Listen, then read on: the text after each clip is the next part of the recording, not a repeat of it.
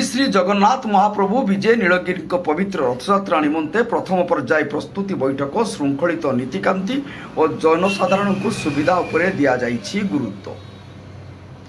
अपराह्न 4:30 घटिका समय स्थानीय पंचायत समिति सम्मिलनी कक्ष में पवित्र रथयात्रा को श्रृंखलित सुचारू रूपे संपन्न करने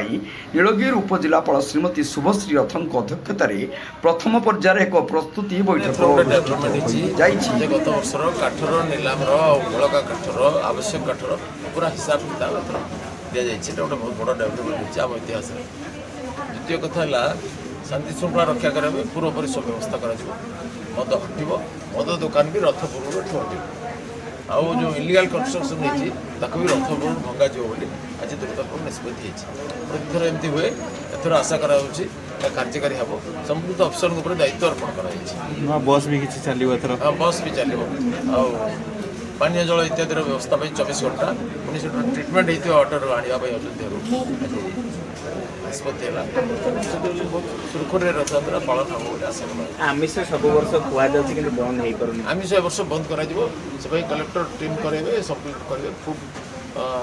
सेफ्टी प्रति बहुत ध्यान दिया।